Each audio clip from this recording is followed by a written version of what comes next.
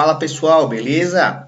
Então hoje nós vamos continuar nossas aulas sobre pH e pOH, né? Ou acidez e escala de acidez e basicidade, né? Continuando aí o equilíbrio iônico da água, e onde nós vamos continuar a parte teórica, estudando aí grau de ionização e força dos ácidos e das bases, beleza? Não vamos entrar ainda em cálculos de pH, nós vamos deixar isso por último, onde nós vamos fazer uma série de exercícios envolvendo aí cálculos de pH, beleza? Pessoal, então hoje nós vamos falar sobre grau de ionização e força dos ácidos e também das bases, tá? Eu vou usar para explicar isso para vocês através da força dos ácidos, mas o mesmo vale para as bases. Só lembrando que quando a gente está falando de ácidos, estamos falando da liberação em meio aquoso, da ionização, na verdade, né? E formação de íons H+, ou H3 ou mais. Quando a gente está falando de bases, nós estamos falando de dissociação das bases e formação de hidroxila em meio aquoso, o OH-, beleza? Então, os conceitos que nós vamos apresentar aqui, eles vão valer tanto para ácidos quanto para bases. Só lembrando que os ácidos sofrem ionização, liberando H+, ou H3 ou mais, e as bases sofrem dissociação, liberando em meio aquoso, como ânion, a hidroxila, beleza? Bora lá então. Galera, então, primeiro de tudo, é importante a gente entender o que é a percentagem de ionização ou grau de ionização. Ionização falando de ácidos ou dissociação falando de bases. Mas ambos são chamados de alfa, tá? O que é esse alfa? Esse alfa, pessoal, é o número de moléculas que se ionizam pelo número total de moléculas que sofrem, que foram dissolvidas no nosso solvente, no caso a água. Tá? Então, quanto maior a porcentagem de moléculas que sofreram ionização ou dissociação, maior é o meu alfa. O que isso quer dizer? Que eu estou formando uma quantidade maior de H+, no caso dos ácidos, e uma quantidade maior de OH-, no caso das bases. Esse alfa, galera, ele varia de 0 a 1, certo? Sendo que 0 é um baixo grau de ionização, e o 1 é um grau máximo aí de ionização ou dissociação. E a porcentagem nada mais é do que o alfa vezes 100.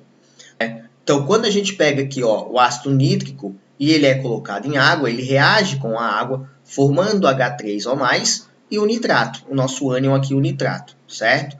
Pessoal, quanto maior a porcentagem de H3 ou mais for gerado em água, maior é o alfa desse meu ácido. Ou seja, mais forte vai ser esse meu ácido. Quanto maior o alfa, mais forte é o ácido, uma vez que ele está produzindo mais H3 ou mais em solução. Beleza? Então, quanto mais íons H3 ou mais forem formados, mais forte é o ácido. Quanto maior o valor de alfa e ou de porcentagem de moléculas ionizadas, maior a força desse ácido. Galera, o mesmo vale para as bases. Só que, de novo, lembrando, não estamos falando da ionização. Estamos falando de dissociação e estamos falando da formação em meio aquoso do ânion hidroxila. Mas serve da mesma forma. Quanto maior o alfa da base, mais hidroxila está liberando, mais forte é essa base. Beleza? Então a gente pode associar o alfa ou a porcentagem de ionização com a força dos ácidos ou das bases. De forma geral, galera, para os ácidos, alfas maiores que 50% são considerados ácidos fortes. Alfas em torno de 5 a 50% são ácidos moderados e alfa menor que 5% são considerados fracos.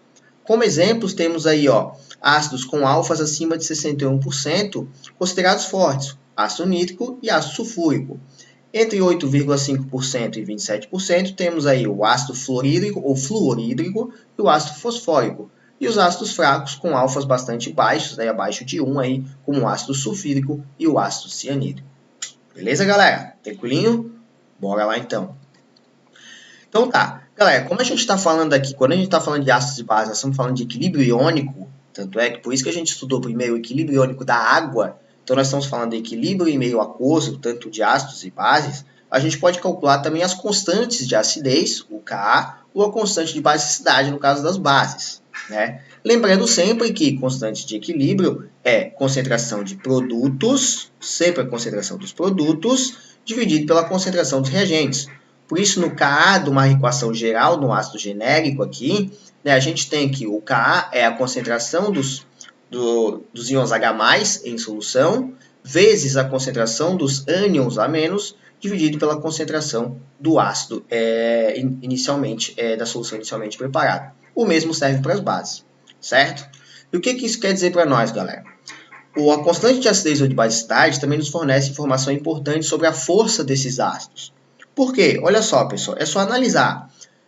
Quanto mais prótons eu tiver em solução, no caso dos ácidos, ou quanto mais hidroxila eu tiver em solução, nos casos das bases, matematicamente analisando é só você ver. Ó. Quanto maior esse valor, ou quanto maior o valor dessa concentração, maior vai ser o Ka ou maior vai ser o Kb, certo? Quanto maior a concentração de H+, mais alto vai ser o Ka. Quanto maior a concentração de OH-, maior vai ser o Kb. Ou seja, as constantes de equilíbrio, quanto maiores as constantes de equilíbrio, de acidez e basicidade, também indicam que mais fortes são esses ácidos ou mais fortes são essas bases, uma vez que mais prótons, mais H+, ou mais hidroxila, eu vou ter em solução. Portanto, mais fortes vão ser esses ácidos e mais fortes vão ser essas bases. Temos como exemplo aqui ó, essa tabelinha que mostra aqui alguns ácidos e uma base de hidróxido de amônio. Considerando os 3 ácidos aqui presentes, a gente pode observar que o ácido acético ele possui um Ka maior em relação aos outros dois ácidos aqui presentes, como o ácido carbônico e o ácido cianídrico. Né? Um valor de 1,75 vezes 10 na menos 5. Galera, observa, ó, a potência aqui é negativa. Né? Então, quanto menor essa potência, maior é o valor, certo? Então, dessa forma, o ácido acético possui um maior Ka em relação ao ácido carbônico e ao ácido cianídrico. Consequentemente, ele é um ácido mais forte, ele vai apresentar mais prótons em solução aquosa, mais H+ em solução aquosa, beleza? Já o hidróxido de amônio, o qual é uma base, já que libera hidroxila, possui aí um Kb na ordem de 1,8 vezes 10 na menos 5. Ele é considerado uma base aqui relativamente fraca, se a gente for comparar com outras bases, como o hidróxido de sódio, beleza? Então, só para a gente mostrar aqui que quanto maior o valor da constante, seja de acidez ou de basicidade, maior também é a força do ácido ou da base ao qual a gente está se referindo, certo? Beleza? Bora lá então. Galera, como então ácidos e bases, a dissolução ou a ionização de ácidos e bases, ele é um equilíbrio químico, a gente pode também deslocar esse equilíbrio químico, assim como a gente trabalhou lá quando estávamos estudando o equilíbrio químico. E a gente chama isso de deslocamento de equilíbrio iônico. E esse deslocamento de equilíbrio para ácidos e bases, ele é muito comum quando a gente utiliza um efeito que é chamado de efeito de íon comum. Tá? O que é isso? É quando eu adiciono um íon que ele já está presente em solução, tá? Para poder deslocar o equilíbrio para a formação dos produtos ou para a formação dos reagentes. Vamos ver como é que isso funciona. Olha só. Galera, se eu pegar aqui ó, o ácido acético, esse aqui é a fórmula do ácido acético, beleza? O componente principal aí do nosso vinagre. O ácido acético, em solução aquosa, ele entra em equilíbrio, formando acetato e íons H+. Aqui, pessoal, por simplificação, está sendo excluído a água. Só lembrando sempre que o ácido ele reage com água, né? Formando íons H+, ou H3O+, e o ânion correspondente, que nesse caso é o acetato. Simplificadamente, a gente não colocou aqui a água, certo? Então, esse é o equilíbrio iônico do ácido acético em solução aquosa. Beleza. Galera, se a gente adicionar, por exemplo, nessa solução acetato de sódio, tá? Se eu pegar e colocar essa molécula aqui, ó, acetato de sódio lá em solução. O acetato de sódio é formado pelo Na+, e o CH3COO-, o acetato, certo? Ele em solução forma Na+, e o nosso acetato. Ou seja, o que eu estou colocando na minha solução, que inicialmente tinha apenas essa estrutura aqui, o que eu estou adicionando em comum quando eu coloco acetato de sódio? Estou adicionando acetato. Eu estou aumentando a concentração de acetato na minha solução, certo?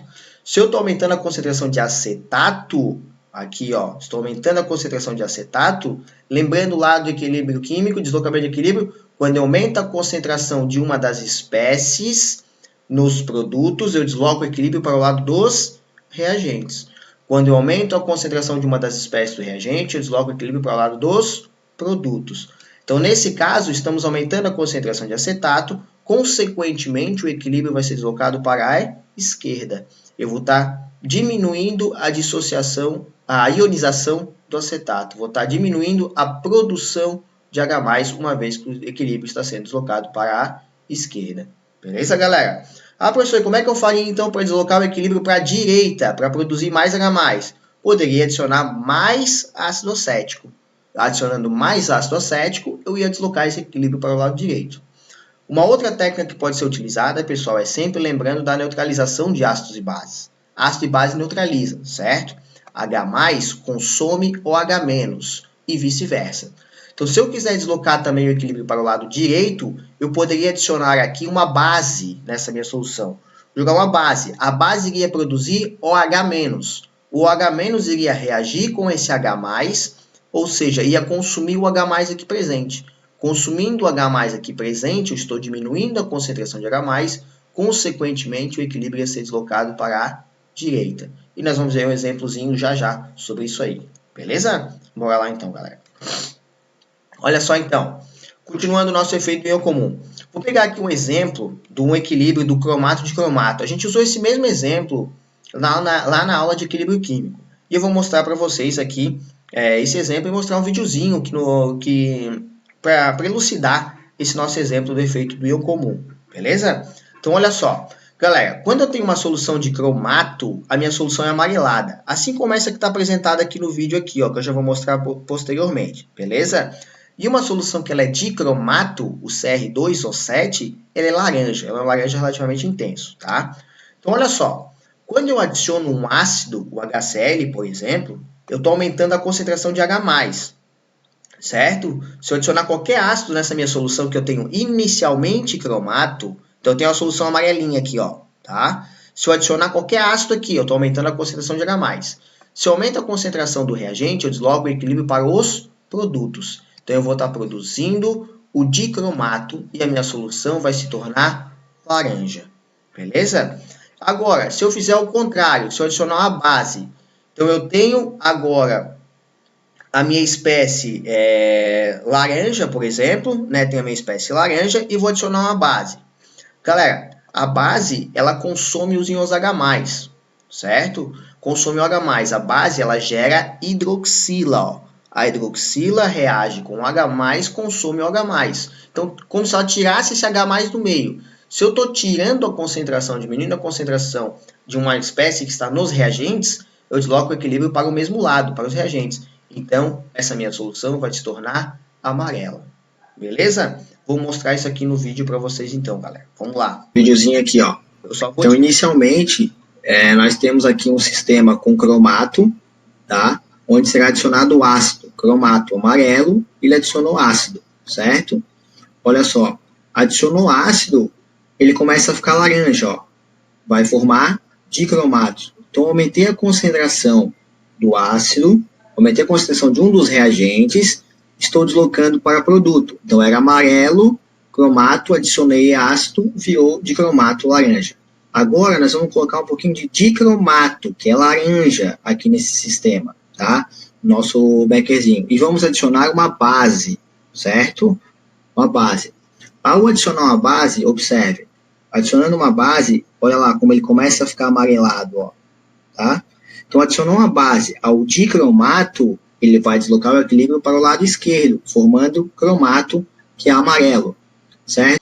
Beleza, galera? Deu para pegar bem ali, então, no videozinho? Então, o vídeo mostra bem essa diferença entre o cromato e o dicromato e o deslocamento entre as duas espécies pela adição de um ácido ou pela adição de uma base, onde eu estou, no caso, adicionando o ácido, aumentando a concentração de H+, deslocando o equilíbrio para a direita, e no caso, adicionando uma base, retirando a concentração, diminuindo a concentração de H+, e deslocando o equilíbrio para o amarelo. Então, aí é uma alteração de equilíbrio envolvendo a mudança de pH desse sistema, uma vez que eu estou mexendo na concentração de H+, desse sistema.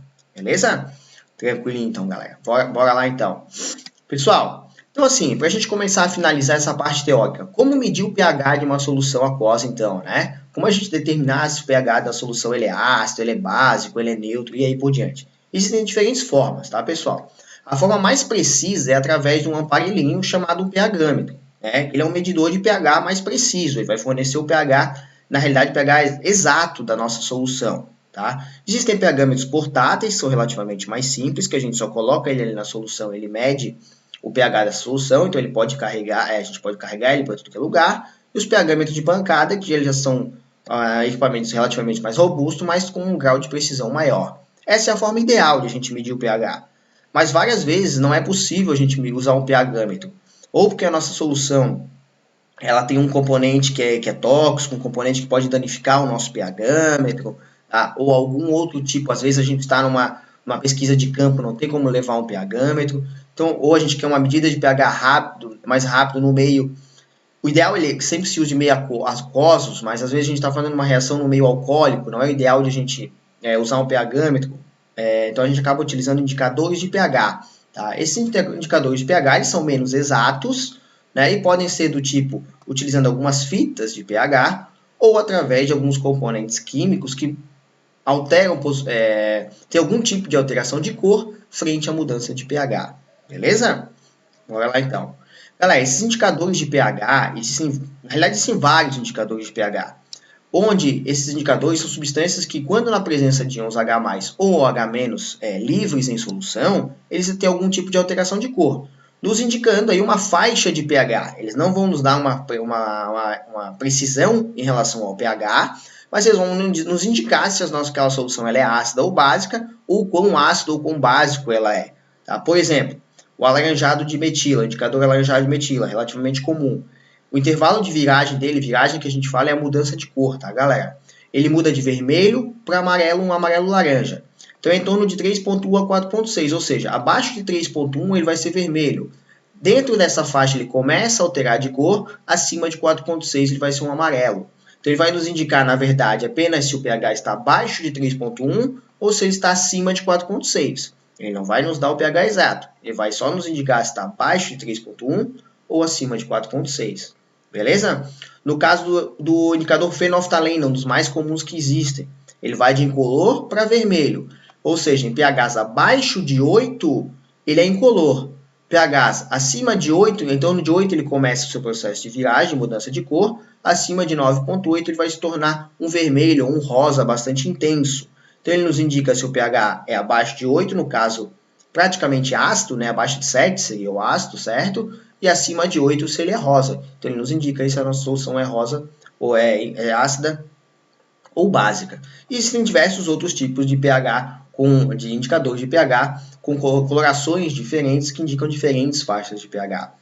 Um indicador bastante interessante, galera, que a gente tem aí é o suco de repolho roxo, tá? O suco de repolho roxo, ele funciona como indicador. Se você pegar repolho roxo, bater ele no liquidificador e peneirar, você pode pegar aí diferentes substâncias que você tem em casa, alimentos, por exemplo, limão, leite, Coca-Cola, entre outros, e derramar um pouquinho no suco de limão desse. Você vai ver que a coloração dele vai mudar. A coloração do suco de repolho, ele adquire essa escala de coloração aqui, ó, de acordo com o pH que ele vai ter, beleza? É bastante legal de fazer esse experimento aí em casa.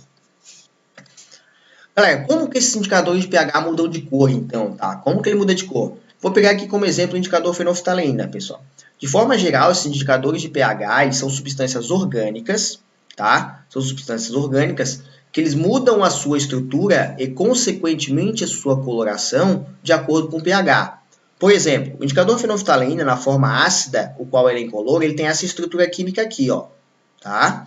Quando ele passa para a forma básica, certo? Quando ele passa para a forma básica, ele passa a ter esta estrutura aqui, ó, beleza? E passa a ser um vermelho violáceo, né? Um rosa, digamos assim, né? Como mostra essa figurinha aqui, ó, passando do incolor para o rosa, ou como você queira, aí, depende do que cada um enxerga, né? Nos indicando aí a viragem de uma forma ácida para uma forma alcalina, beleza? Então, a maioria dos indicadores,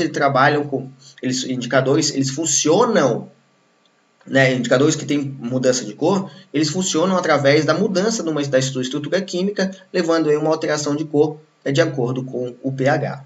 Outros exemplos de indicadores de pH, então temos aí o papel tornassol, certo? Que ele tem várias faixas de pH de acordo com a coloração que a fitinha adquire quando a gente coloca ela em solução. O azul de bromotimol, que muda de amarelo para azul de acordo com o pH. Em pH mais ácido ele é amarelo, em pH mais básico ele é azul, certo? E possui essa estrutura química aqui. E o alaranjado de metila, que ele tem em meio ácido uma cor mais avermelhada e em meio básico uma cor mais laranjada e possui essa estrutura apresentada aqui. Beleza? Tranquilo, galera? Pessoal, então por enquanto é esse o tema da nossa aula de hoje, para a gente terminar a parte teórica em relação a ácidos e bases, ao cálculo de pH, no caso equilíbrio iônico de ácidos e bases, e agora sim, de fato, nós vamos entrar em cálculo de pH na nossa próxima videoaula aí, beleza? Valeu, galera, grande abraço, até a próxima!